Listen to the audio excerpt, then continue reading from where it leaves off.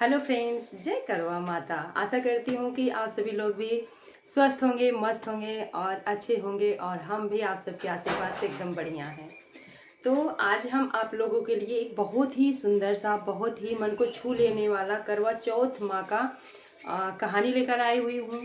तो आप हमारी इस करवा चौथ माता की कहानी को फुल वॉच करिएगा, और कैसा लगा कमेंट में जय करवा चौथ माता ज़रूर से ज़रूर लिखिएगा। तो आइए सुनते हैं करवा चौथ माँ का कहानी की यह दिव्य कथा। साथियों, यह कथा है प्रेम की। यह गाथा है उस अटूट विश्वास की जिसने स्वयं जगत जननी चौथ माता को भी अपनी सनातन मर्यादा तोड़कर धरती पर उतर आने को विवश कर दिया। सुनो, यह बहुत समय पहले की बात है। उस समय की जब धन की चमक से ज्यादा हृदय के प्रेम की गूंज हुआ करती थी। एक गांव था। गांव का नाम था दीनदयालपुर। नाम में तो दया थी, पर रुक्मिणी के जीवन में केवल अभाव ही अभाव था। रुक्मिणी, उस स्त्री का नाम था रुक्मिणी। वह नव विवाहिता, जिसके हाथों की मेहंदी का रंग अभी फीका भी नहीं पड़ा था, पर माथे का सिंदूर खतरे के कगार पर था। चारों ओर भयानक चुप्पी थी। रात का आंचल घना हो चला था और आज करवा चौथ की रात थी। हर घर में दीपक झिलमिला रहे थे। पकवानों की मीठी महक हवा में तैर रही थी और स्त्रियां अपने सुहाग की लंबी उम्र के लिए 16 श्रृंगार करके तैयार थीं। पर रुक्मिणी का घर, आह, वहां सिर्फ एक टूटी फूटी झोपड़ी थी, जिसकी छत से बारिश टपकती थी और जिसकी दरिद्रता खुद चीख चीख कर अपना हाल सुनाती थी। और उस झोपड़ी के भीतर रुक्मिणी का सर्वस्व उसका पति माधव। वह खाट पर ऐसे पड़ा था मानो लकड़ियों का गट्ठर हो, निर्जीव, निर्बल और भयंकर ज्वर से तपता हुआ। माधव, ओ मेरे माधव, रुक्मिणी सूखे होठों से फुसफुसाती थी। माधव को बीते 15 दिनों से बुखार था। वह ऐसा ज्वर था जिसने उसके शरीर के कण कण को निचोड़ लिया था। रुक्मिणी ने जड़ी बूटियां पीस ली थीं, पड़ोसियों से भीख मांगी थी, पर गांव के वैद्य ने साफ कह दिया था, रुक्मिणी, यह साधारण ज्वर नहीं है, इसे भयंकर दवा चाहिए, महंगी दवा। और मेरे पास अब तुझे देने के लिए सिर्फ दिलासा बचा है। दिलासा? क्या दिलासा माधव की सांसें वापस ला सकता था? रुक्मिणी के पास उस दवा के लिए एक फूटी कौड़ी भी नहीं थी। उसे याद आया, आज चौथ है, सुहाग की रक्षा का सबसे बड़ा व्रत। रुक्मिणी ने सुबह से अन्न का एक दाना नहीं खाया था, पानी की एक बूंद नहीं पी थी। उसका गला सूख गया था, उसके पैर थरथरा रहे थे, पर उसका मन, उसका संकल्प हिमालय जैसा अडिग था। वह उठ खड़ी हुई। उसने चारों ओर देखा। क्या था उसके पास पूजा के लिए? सामान कहां से लाती? गांव की सेठानी के पास सोने का करवा था, चांदी की थाली थी, रेशम की चुनरी थी, पर रुक्मिणी के पास, मेरे पास न करवा है, न दीप। हे माता, उसकी आंखें भर आईं। Do you guys use UPI very often to spend money? Yeah, I mean, that's the basic mode of payment for us. Almost every day. On a daily basis. All the time. All the time, actually. How much money do you spend using UPI? 50K per month. 5 to 10K. Upwards of 50K. Where do you spend most of your money? Shopping and all. Are you guys getting any rewards using your UPI spends? It's negligible. 1 or 2 rupees. Yeah, we just get stupid coupons that we never use. Paytm used to have multiple rewards initially, but now they do not pay any reward. What's the best reward you've received? Maybe some coupons to travel, say for example flight discounts and all. It was 4 years ago, I think 40 or 50 rupees. What if I told you that you can use UPI and get up to 100 rupees cashback on your first UPI payment? If I get around 0.11% even, that will be great for me as well. Wow. Yeah. All you need to do is download the Navi app and you can get assured rewards of up to 100 rupees on your first transaction and a chance to win rewards on every payment thereafter. So download the Navi app now and use Navi UPI for all of your UPI payments, because this is the most rewarding UPI app out there. Navi UPI it now.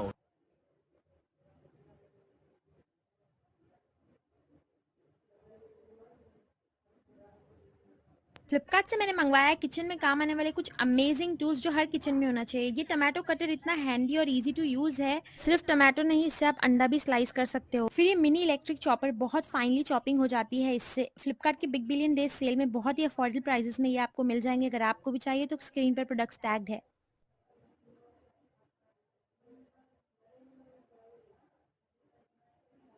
आंखें भर आईं, परंतु प्रेम कहां मोहताज होता है धन का। अचानक उसकी दृष्टि झोंपड़ी के कोने में रखी उस गीली मिट्टी के ढेर पर पड़ी जिससे वह कभी कभी चूल्हा लीप दिया करती थी।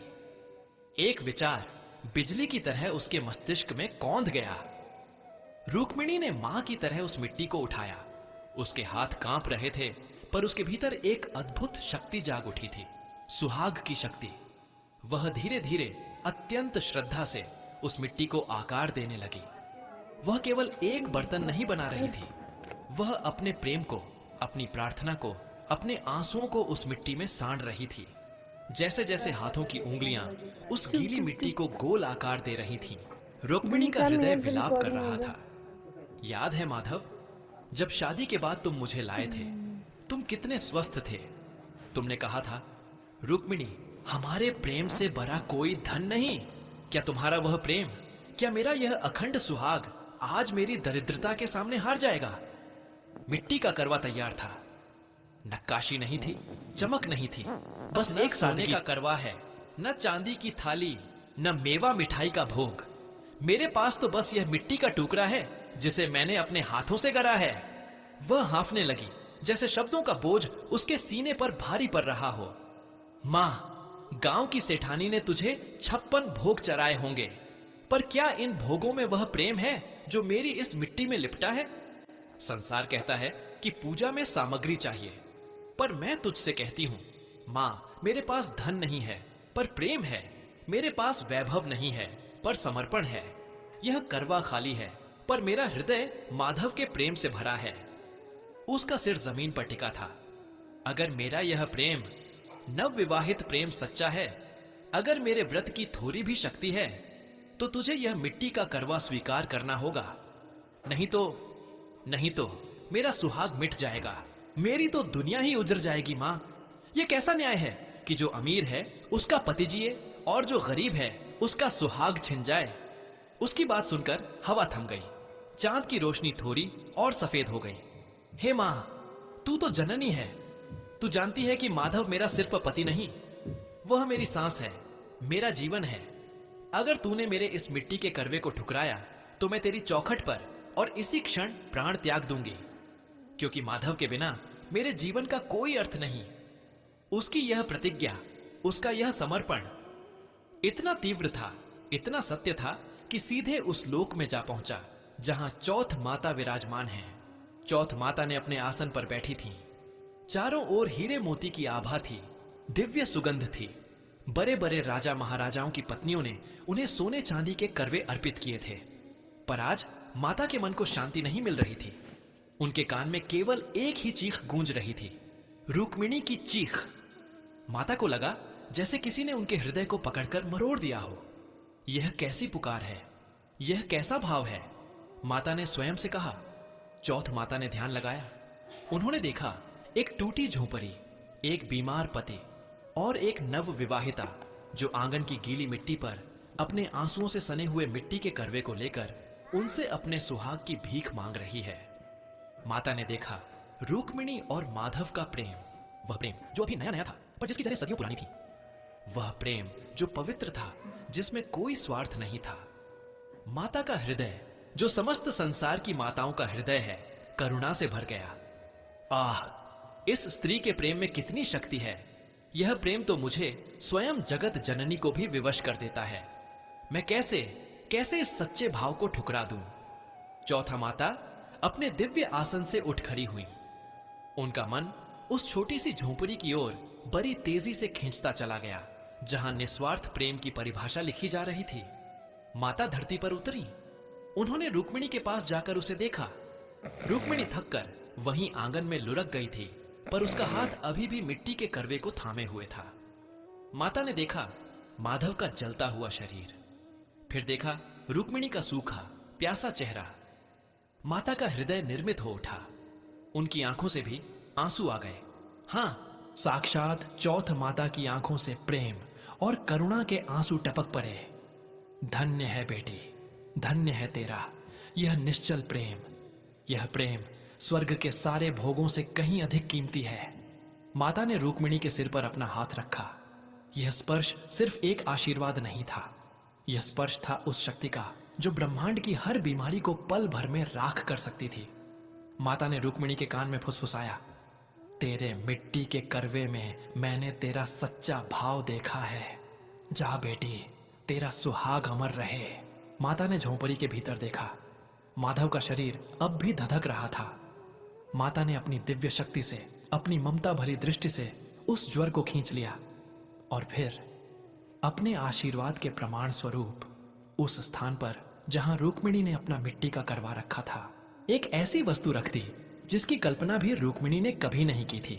और फिर माता रुक्मिणी को उसके प्रेम का वरदान देकर अदृश्य हो गई। रुक्मिणी की आंखें खुली। उसका शरीर टूट रहा था, पर मन में एक शांति थी।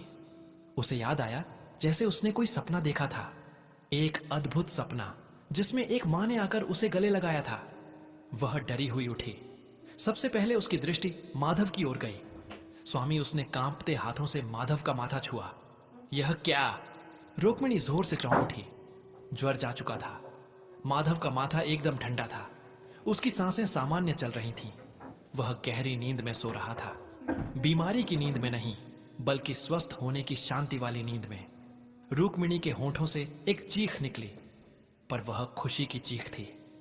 माधव, मेरे माधव! उसने जल्दी से पानी लिया और जैसे ही माधव को जगाया, माधव ने आंखें खोली। उनकी आंखों में वही पुरानी चमक थी। दोस्तों, कहा जाता है कि वही पुरानी चमक थी। रुक्मिणी, तुम कहां थी? मेरा सिर, मेरा शरीर कितना हल्का लग रहा है। यह क्या हुआ? मैं तो कल रात मरणासन्न था। माधव उठकर बैठ गए। रुक्मिणी ने उन्हें तुरंत गले लगा लिया। वह इतनी जोर से रोई कि उसके आंसू माधव के स्वस्थ सीने पर गिर रहे थे। मां, मेरी चौथ माता ने मुझे मेरा सुहाग वापस दे दिया। माधव भौचक्का होकर उसे देख रहे थे। तभी सूर्य की पहली किरणें झोंपड़ी के भीतर आईं और सीधे उस मिट्टी के करवे वाली जगह पर पड़ी। रुक्मिणी की दृष्टि उस कोने में गई और उसके मुंह से आवाज निकलनी बंद हो गई। वहां उस टूटी हुई चौकी पर जहां उसने मिट्टी का दिया और करवा रखा था, वहां रखी थी एक ऐसी वस्तु जिसके विषय में दीनदयालपुर के किसी गरीब ने कभी सोचा भी ना होगा। वहां रखी थी सोने की एक विशाल दैदीप्यमान थाली। वह थाली इतनी शुद्ध सोने की थी कि कमरे में भी प्रकाश फैल गया था। वह कोई साधारण थाली नहीं थी। उसके किनारों पर कमल के फूल उकेरे हुए थे और बीच में चौथ माता का दिव्य चिन्ह बना हुआ था। रुक्मिणी और माधव एक दूसरे को देखते रहे। यह चमत्कार था। उनकी आंखों से खुशी, आश्चर्य और भक्ति के आंसू बह निकले। यह खबर हवा में आग की तरह फैली। गरीब रुक्मिणी का पति ठीक हो गया। उसके घर में सोने की थाली आ गई। गांव के लोग दौड़े चले आए। सेठानी, जिसने कल रात चांदी के करवे से पूजा की थी, वह भी अपने पति के साथ दौड़ी आई। उन्होंने देखा माधव हंस रहा था, स्वस्थ था और चौकी पर वह शुद्ध सोने की थाली रखी थी जो उनके गांव की सबसे बड़ी दौलत से भी ज्यादा कीमती थी। सेठानी ने रुक्मिणी से पूछा, रुक्मिणी, तूने यह कैसे किया? तेरे पास तो पूजा के लिए कुछ भी नहीं था। तूने क्या गुप्त पूजा की थी? रुक्मिणी ने सबको वह मिट्टी का करवा दिखाया जो उसने खुद बनाया था। वह दिया दिखाया जो चुनरी के तार से बना था। रुक्मिणी ने अपनी पूरी कथा सुनाई। कैसे वह रोई, कैसे उसने चौथ माता से प्रतिज्ञा की और कैसे रात को माता ने सपने में आकर कहा था, तेरे मिट्टी के करवे में मेरा सच्चा भाव देखा है। सेठानी सन्न रह गई। उसके पास सोने का करवा था, पर उसका मन शायद दिखावे से भरा था। उसने महंगे भोग रखे थे, पर उसका हृदय शायद इतना पवित्र नहीं था। गांव के जितने भी धनी लोग थे जिन्होंने कल रात अपनी दौलत का प्रदर्शन किया था, वे सब शर्म से गर गए। उन्हें लगा उनकी सारी दौलत व्यर्थ थी। एक बूढ़े पुजारी ने, जो यह सब देख रहा था, हाथ जोड़कर गदगद भाव से कहा, देखो लोगों, आज चौथ माता ने स्वयं धरती पर आकर हमें सबसे बड़ा सत्य सिखाया है। आज से यह याद रखना, युगों युगों तक यह कथा गूंजनी चाहिए। पुजारी की आंखों से आंसू बह रहे थे। वह रुक्मिणी के चरणों में झुक गया। माता ने यह सोना इसलिए दिया है ताकि रुक्मिणी अपने पति की दवा करवा सके, अपने जीवन को सम्मान से जी सके। यह सोना सिर्फ एक भेंट नहीं है, यह भाव का प्रमाण है। और पूरे गांव ने एक ही स्वर में एक दूसरे की ओर देखते हुए अपने माथे पर हाथ रखकर यह घोषणा की, चौथ माता को भाव चाहिए, भोग नहीं। चौथ माता को भाव चाहिए, भोग नहीं। रुक्मिणी और माधव ने उस सोने की थाली से सबसे पहले वैद्य को उसकी दवा का दाम दिया और फिर अपने गांव के हर गरीब को भोजन कराया। वह मिट्टी का करवा रुक्मिणी ने उसे प्रेम से सहेज कर रखा। वह करवा अब महज मिट्टी नहीं था, वह तो उनके अमर प्रेम का सबसे पवित्र प्रसाद था। और इस तरह रुक्मिणी का वह तप, उसका वह प्रेम सनातन धर्म की भावभूमि में अमर हो गया। वह प्रेम जिसने उस जगत जननी को भी विवश कर दिया, जिसने स्वयं अपनी ममता और प्रेम के आगे सारी सृष्टि की मर्यादाओं को तोड़ दिया। यह कथा सदा यही सिखाती रहेगी, प्रभु को केवल प्रेम का भूखा है, सच्चा प्रेम, निस्वार्थ भाव, बाकी सब तो व्यर्थ के आडंबर हैं। ये कथा रुक्मिणी और माधव के सच्चे मार्मिक प्रेम की कथा है, जिसने यह सिद्ध किया कि प्रेम के सामने धन और वैभव का कोई मूल्य नहीं। प्रिय साथियों, इस वीडियो में करवा चौथ की पावन व्रत कथा यहीं पर समापन होती है। हम कामना करते हैं कि चौथ माता की कृपा आप सभी पर बनी रहे, आपके जीवन में सदैव सुख, शांति, समृद्धि और सकारात्मक ऊर्जा का संचार होती रहे। यह विशेष दिन न केवल भक्ति भाव से भर देती है, बल्कि हमारे जीवन में एकता, प्रेम और आस्था का संदेश भी लेकर आता है। करवा चौथ की व्रत कथा को सुनने के लिए हृदय से धन्यवाद। कृपया अपने विचार और अनुभव कमेंट्स में अवश्य साझा करें और जय चौथ माता लिखना ना भूलें। आपके द्वारा किए गए कमेंट्स न केवल आपको प्रेरित करेंगे,